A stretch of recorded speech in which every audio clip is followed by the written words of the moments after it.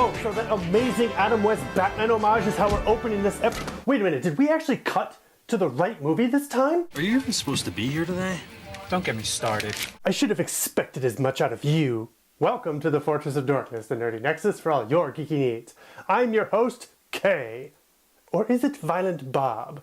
Let us know which of these guys you want to host below. Hide your kitties and cover your eardrums. Hidden Treasures is entering Kevin Smith's Viewaskniverse in 1999's Dogma. Have you viewers ever noticed that we never seem to start anything at the beginning of a franchise?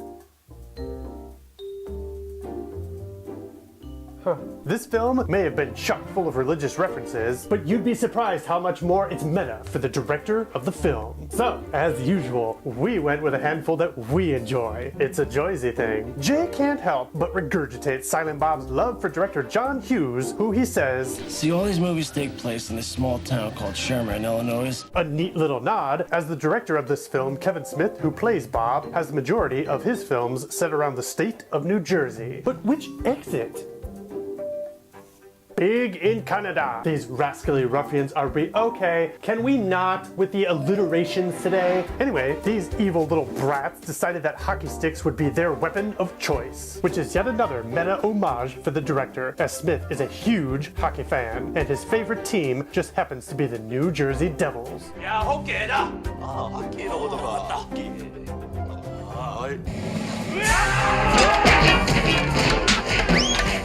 If you aren't sensing a pattern here, then I can't help you, kiddies. You're on your own. Time to hide the kitties instead. No, Mr. Kitty. I know you like Rufus, but he has to fend for himself. I can't hide any more cats, Mr. Kitty. I'm in trouble enough as it is. No good can come of this. Before there was the MCU, there was the Viewaskniverse. And before that was the good Universal Monsterverse. But we're getting off topic. This fictional version of the Jersey Turnpike encompasses the majority of Smith's films, and this one is no different. Though other characters and plots are shown or referenced in each flick, the constant that connects all of them are these two bozos, Jay and Silent Bob, Moses supposes. You son of a bitch, you bastard! Before heading to Jersey, Loki and Bartleby actively detour to deal with Movie the Calf, a Mickey Mouse-esque character that the filmmakers describe as being as close to Mickey without being sued. Why is this significant? Well, quite simply, Movie is a golden calf. According to the story of Moses and numerous monotheistic religions, when he was receiving the 10 Commandments on Mount Sinai, his followers became impatient and created a golden calf to worship. Thus, when Moses came down and saw this, he destroyed the tablets and the calf, deeming the people unworthy as it took them away from God. You're all not worthy. This is probably why Loki, previously the Angel of Death, wants the people behind it dead so badly. Too bad that didn't work out, as one of the other Hicks quadruplets works at Movies Fast Food later on. Comic cliche. As the movie Mallrats proved, Kevin Smith is a huge comic book nerd. References to mainstream heroes such as the Hulk. Don't make me angry. You wouldn't like me when I'm angry.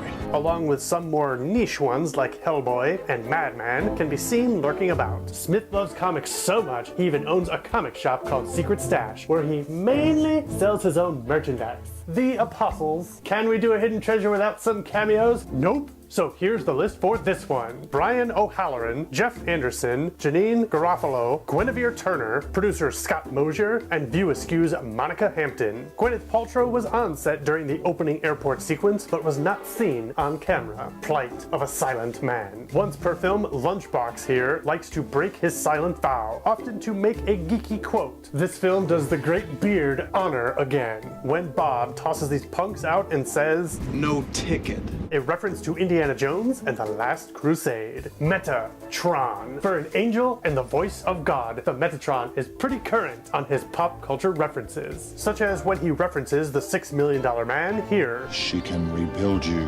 She has the technology. She can make you better, stronger, faster. and his views on Hollywood and religion. Tell a person that you're the Metatron and they stare at you blankly. Mention something out of a Charlton Heston movie and suddenly everybody's a theology scholar. Guess he's not a fan of the Old Testament. Who are you to make their lives bitter in hard bondage? Moses. Foreshadowed irony? Okay, we're cheating here, but Matt Damon's character is named after the Norse trickster. Ironically, though this Loki was biblical, Damon did have a cameo in 2017's Thor Ragnarok, where he played an Asgardian actor portraying Loki. Full circle? Maybe it's just a donut.